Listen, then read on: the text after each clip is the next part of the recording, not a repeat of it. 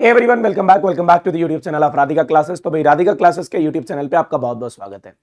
अब बात करते हैं इस वीडियो में टॉपर सीक्रेट्स की। तो आप paper representation tip, time management skills, सारी बात की जाएगी। अब यार जब आपकी तैयारी हो चुकी है, जब आप पेपर के लिए पढ़ चुके हो, जब आपने सब कुछ पढ़ लिया, डेरिवेशंस पढ़ ली, और डेरिवेशंस पढ़ने के बाद उसके बाद आपने थ्योरेटिकल पोर्शन पढ़ लिया, पीवाईक्यूज प्रैक्टिस कर लिए, और आपने एनसीईआरटी क्वेश्चन प्रैक्टिस करने के साथ साथ एमसीक्यूज प्रैक्टिस कर लिए।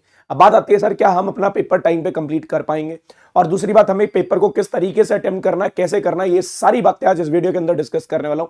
तो बी अ टॉपर, टॉपर की तरह बिहेव करना है, टॉपर की तरह आपको पेपर लिखना है। आपका सारा दिमाग जो आपने पढ़ा है आपको उसको पेपर के ऊपर रिप्रेजेंट करा के आना है। हाँ हमें पेपर आता है और हमें रिप्रेजेंट कराने का तरीका भी पता है।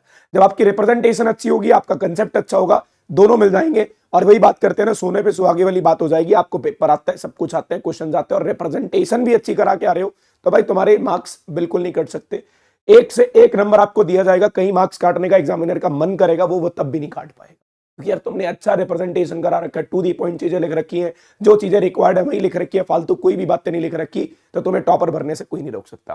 तो एक टॉपर बनने के लिए ये टॉपर सीक्रेट्स है। ये टॉपर सीक्रेट्स क्या होते हैं? वो टाइम मैनेजमेंट बहुत अच्छी करते हैं। आपके पास एक वॉच होनी चाहिए, मतलब मैं ये बोल देता हूँ डिजिटल वॉच ना हो, मतलब ये कह सकता हूँ भी वो स्मार्ट वॉच ना हो। स्मार्ट वॉच होगी तो आपको बाहर रखनी पड़ेगी यार, क्योंकि एग्जाम में अलाउड नहीं होती है। वो स्मार्ट वॉच ना हो, उसके अंदर कोई कैलकुलेटर्स वगैरह ना हो। एक नॉर्मल वॉच आप डाल के जाओ और टाइम मैनेजमेंट पे बहुत काम करना। क्योंकि मैंने यार बहुत बार बच्चों को देखा है यार, बहुत बार बच्चों को देखा है। जब बहुत बार बच्चों को देखता हूं ना, तो वो क्या करते हैं यार भाई, आके बोलते हैं सर ये तो हमारा रह गया, हमारा इतना पेपर छूट गया, 10 नंबर का छूट गया, 5 नंबर का छूट गया, टाइम नहीं मिला, टाइम मैनेजमेंट नहीं हुई। तो भाई टाइम मैनेजमेंट करनी जरूरी है। मैं आपको ये बताऊंगा किस सेक्शन पे कितना टाइम लगाना है। आपका पेपर 10:30 पे शुरू होगा, 10:15 पे आपको एग्जाम मिल जाएगा, और मतलब क्वेश्चन पेपर मिल जाएगा। आपको लिखना नहीं होगा, लिखना राइटिंग स्टार्ट आपकी 10:30 पे होगी। 10:15 पे जब आपको क्वेश्चन पेपर मिलेगा, तो उस 15 मिनट को यूटिलाइज करना कुछ एक पर्टिकुलर सेक्शन पढ़ने में। कुछ बच्चे पढ़ेंगे एमसीक्यूज, पढ़ सकते हो। कुछ बड़े बच्चे पढ़ेंगे सेक्शन ई, जहां पे 5 मार्क क्वेश्चन है, और कुछ बच्चे जाएंगे केस स्टडी की तरफ। तो भाई पहली बात तो उस 15 मिनट में घबराना नहीं है। हमारे को आता है या नहीं आता है ये बाद में डिस्कशन होती रहेंगी। पहले आपको पूरा क्वेश्चन पेपर अच्छे से एनालाइज करना है। हाँ क्या चीजें देखी हुई आ रही है। अगर थोड़ा सा कॉन्फिडेंस गेन करना हो ना, तो एमसीक्यूज और केस स्टडी, इन दोनों सेक्शन को सबसे एंड में पढ़ना। सबसे पहले आप सेक्शन बी पढ़ लेना, फिर सेक्शन सी पढ़ लेना, फिर सेक्शन ई पढ़ लेना, क्योंकि वहां पे आपको दिखेंगे क्वेश्चंस काफी सारे ऐसे सिमिलर जो आपने पीवाईक्यूज में करे होंगे। एमसीक्यूज एक आधा ऐसा होगा जो थोड़ा सा डिफिकल्ट लगेगा।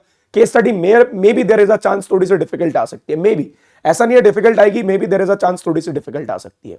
तो भाई पहले सेक्शन बी, सी और ई एक बार नजर मार लेना, फिर उसके बाद सेक्शन ए पे थोड़ा सा देख लेना, फिर सेक्शन की केस स्टडी पे थोड़ा सा देख लेना। ऐसा नहीं है पूरा पेपर आपको 15 मिनट में एनालाइज करना है।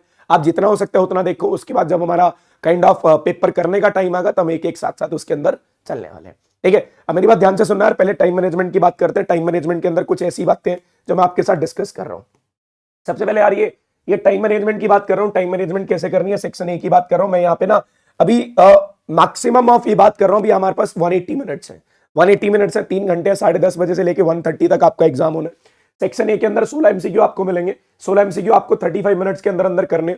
35 मिनट के अंदर आपको एमसीक्यू करने, मतलब 2 से 3 मिनट, 2 से 3 मिनट, 2 मिनट लगाने, 2 मिनट के लगभग 2 मिनट लगाने आपको एक एमसीक्यू पे। ठीक है, और अगर आपका कोई क्वेश्चन फंस जाता है तो प्लीज मैं आपको बोल रहा हूं ज्यादा टाइम इन्वेस्ट मत करना। उसको रखेंगे, मैंने आपको एक्स्ट्रा टाइम देना है, बीच में 20 मिनट रखेंगे। अगर मान लो क्वेश्चन सॉल्व नहीं हो रहा है, just keep calm, be relax, हमारे पास इनफ टाइम है, हम बाद में कर लेंगे, रिलैक्स रहो। ठीक है, क्योंकि जितना पैनिक करोगे ना, मान लो आपसे क्वेश्चन नहीं हुआ, आपने पैनिक नहीं करना है, छोड़ दो यार, अगले पे आ जाओ। उसके लिए स्पेस छोड़ दो, अगले पे आ जाओ। मान लो आपसे एमसीक्यू में 3 क्वेश्चन नहीं होते, डोंट गेट पैनिक, आराम से रिलैक्स करो, होंगे वो भी होंगे। जब आपके दिमाग से हो जाएगा ना भी मेरा पूरा पेपर हो गया, मुझे इस पे दिमाग लगाना है, फिर भाई आराम से हो जाएंगे। ठीक है, फिर अब सेक्शन बी पे जाता हूं, और ये 5 क्वेश्चन है, 2-2 नंबर के, 10 नंबर का ये सेक्शन है। 25 मिनट लगा के बहुत आसानी से कंप्लीट हो जाएगा। बढ़िया थ्योरी लिख के, बढ़िया इसके अंदर न्यूमेरिकल सॉल्व करके 25 मिनट के अंदर ये पूरा आप लोग सॉल्व कर सकते हो। फिर उसके बाद 7 क्वेश्चन आते हैं सेक्शन सी के अंदर, 3 मार्क्स के 21। मैंने यहाँ पे 35 मिनट्स लगे। मुझे लग रहा है ये थोड़े से 35 मिनट्स कम है, आप इसको 40 मिनट्स भी ले सकते हो, कोई ऐसी प्रॉब्लम नहीं है, क्योंकि ये टोटल जो मैंने आपको बताया ये 160 मिनट है। 35 प्लस 25 प्लस 35 प्लस 25 प्लस 40, अगर मैं इन दोनों को ऐड करता हूं, ये बनेंगे 60, 60 प्लस 60 120, ये 160 हो गया। 160 मिनट का शेड्यूल है, जबकि हमारे पास टाइम है 180 मिनट। यहाँ पे 20 मिनट मैंने रखे हैं रीड करने के भी। आपको आपने कोई मिस्टेक तो नहीं करी है, आपने कोई गलती तो नहीं करी है, उनके लिए रखे हैं। ठीक है, फिर हमारे पास 2 सेक्शन डी की केस स्टडी आ रही है, 25 मिनट इसके अंदर करेंगे। इनफ टाइम है केस स्टडी को करने का। 25 मिनट के अंदर आपकी केस स्टडी बहुत इजीली हो सकती है, क्योंकि 4 एमसीक्यू फॉर्म में आनी है, फिजिक्स में तो एमसीक्यू फॉर्म में आनी है। अगर एक केस स्टडी में 4 क्वेश्चन है, 4 क्वेश्चन को आपने 12-13 मिनट में करना है भाई, बहुत इजीली होगा यार, बहुत इजीली होगा। फिर ये सेक्शन, क्योंकि इसमें थ्योरी लिखनी होती है यार, पूरी डेरिवेशन लिखनी होती है, माइक्रोस्कोप, टेलीस्कोप, ये सब कुछ आएगा। तो मैंने ये 15 नंबर लगाए 40 मिनट के अंदर, ये 15 मिनट लगाए 40 मिनट के अंदर। आप, मुझे इसमें थोड़ा सा टाइम कम लग रहा है, अगर इसमें ज्यादा टाइम लगता है तो 40 मिनट ले लो, 40 की जगह 45, 40 मिनट लेना, 45 मत लेना, 40 के अंदर करना, क्योंकि 15 मिनट हमें पेपर को रिवाइज भी करना है, 15 मिनट हमें पेपर को रिवाइज भी करना है। और एक बात समझ सकते हो, ये जो 16 एमसीक्यू है ना, ये 16 एमसीक्यू में 4-5 तो तुम देखते ही निपटा लोगे, जब तुम्हारे पास वो 15 मिनट होंगे ना स्टार्टिंग के, उस 15 मिनट में तुम देखते ही 2-4 एमसीक्यू तो वहीं कर लोगे। तो यहाँ भी 35 मिनट नहीं लगने, जो टाइम यहाँ पे आपको बचेगा वो इधर यूटिलाइज कर लेना, मतलब 15 मिनट एंड में रखना भी, हमें चीजें रिवाइज करनी है, ठीक है। तो ये तो होगी टाइम मैनेजमेंट, भाई बहुत जरूरी है टाइम मैनेजमेंट। अगर तुम सेक्शन ए के ऊपर 1 घंटा लगा के चल रहे हो, अगर यहाँ पे तुमने 1 आवर लगा दिया और इस सेक्शन के अंदर तुमने ज्यादा टाइम लगा दिया या कहीं भी ज्यादा टाइम लगा दिया, तुम्हारे ये वाले क्वेश्चंस रह जाएंगे, ये वाले पार्ट्स रह जाएंगे। किसी भी पार्ट पे ज्यादा टाइम नहीं लगाना है, रिलैक्स रहना है, पैनिक नहीं करना, कोई क्वेश्चन नहीं होगा छोड़ के आगे चलो, कोई क्वेश्चन नहीं होगा छोड़ के आगे चलो। अब सर बात आती है, ये हमारा टाइम मैनेजमेंट तो हो गया, ये हमने टाइम मैनेजमेंट कर लिया, सब कुछ कर लिया, section A, section B, section C, section D, section D, represent कैसे कराना है पेपर, ये सारी बातें मैं आपके साथ डिस्कस करने वाला हूं। और प्लीज डू रिमेंबर, मैं फिर बोल रहा हूं, एक एक बात फिर दोबारा से बोल रहा हूं, फिजिक्स का पेपर है, सब पढ़ रखा है तो अच्छा ही होगा, पैनिक नहीं करना है, रिलैक्स रहना है, और अगर रिलैक्स रहोगे तो मार्क्स बढ़ेंगे, पैनिक करने से मार्क्स कम हो सकते हैं। अब होगा क्या यार, तुम्हारे से 2 क्वेश्चन नहीं हो, तुम पैनिक करके, इसमें 1 क्वेश्चन नहीं हो, पैनिक करके भी हमारे से क्वेश्चन नहीं हो रहे हैं, और भाई हो जाएंगे यार, हो जाएंगे, बिल्कुल होंगे, थोड़ा सा रिलैक्स करो। अब तुम्हारा, मैं साइकोलॉजिकली बात करूं ना, अगर मैं ये सेक्शन अटेम्प्ट करके आ रहा हूं, 15 + 21 + 10 46 हो गए, इसके अंदर एक आधी गलती होगी, इसके अंदर एक आधी गलती होगी, अगर एक आधी गलती इसके अंदर होगी, जनाब पता क्या लग रहा है, हमारी 2-3 नंबर की मिस्टेक है, वो आखिरी 20 मिनट में हम सुधार लेंगे, उसको हम थोड़ा सा और टाइम देके इसके अंदर अपना मार्क्स को इंक्रीज कर लेंगे यार, कोई दिक्कत नहीं होगी, जो भी हमारी गलती होगी हम अगले 15-20 मिनट में सुधार सकते हैं। बट मैं फिर बोल रहा हूँ, रिलैक्स रहो, ये सेक्शन तुम्हें बहुत अच्छे से आता होगा, ये भी अच्छे से आता होगा, ये भी अच्छे से आता होगा। 1-2 मार्क्स की गड़बड़ यहाँ पे हो सकती है, 1-2 मार्क्स की गड़बड़ यहाँ पे हो सकती है, गड़बड़ का मतलब है आपको टाइम लग सकता है, तो आपको रिलैक्स रह के इन सेक्शंस को भी अच्छे से अटेम्प्ट करना है, ठीक है। तो टाइम मैनेजमेंट बहुत जरूरी है, इस तरीके से टाइम मैनेज करो, बढ़िया तरीके से चीजों को रिप्रेजेंट करना। अब सर कहां से शुरू करें, सेक्शन ई से शुरू करें, सेक्शन ए से शुरू करें, डी से करें, बी से करें, सी से करें, एक बार ये इसी बात पर डिस्कशन करते हैं थोड़ा सा, ठीक है भाई। ये कुछ इंपॉर्टेंट टिप्स आपके लिए, यूज रीडेबल हैंड राइटिंग, ऐसा नहीं बिल्कुल बहुत अच्छी राइटिंग लिख के आनी है, बस इतना ही लिखाना भी बच्चा, जो एग्जामिनर है ना उसको रीड करके समझ पाए, बस ऐसा मत लिख के आना, ये राइटिंग लिख देते हैं ना, मान लो मुझे रेक्टिफायर, ये दिस इज कॉल्ड रेक्टिफायर, ये होता है रेक्टिफायर, भाई ये डॉक्टर्स वाली राइटिंग मत लिखो। अब मुझे पता है तुम्हारे पास अच्छा एक मेडिकल स्ट्रीम में हो, तो ये डॉक्टर्स की तरह राइटिंग ही ऐसे ऐसे लिखते हैं, sir this is called rectifier, this is called rectifier, भाई किसको समझ आ रहा है, एक रीडेबल हैंड राइटिंग लिखो, अच्छी हैंड राइटिंग होनी चाहिए, अच्छी का मतलब ये होता है बच्चे, वो एग्जामिनर को समझ आए। सर 2 पेन यूज करें, सर 1 पेन यूज करें, भाई छोटे बच्चे हो गया, ब्लू पेन से लिखाओ तब भी कोई दिक्कत नहीं है, प्रॉपर ब्लू पेन से लिख के आओ, कोई प्रॉब्लम नहीं है। आंसर क्वेश्चंस इन ऑर्डर, अब ये ऑर्डर का मतलब क्या सर, पहले सेक्शन ए ही करना पड़ेगा, सेक्शन बी करना पड़ेगा।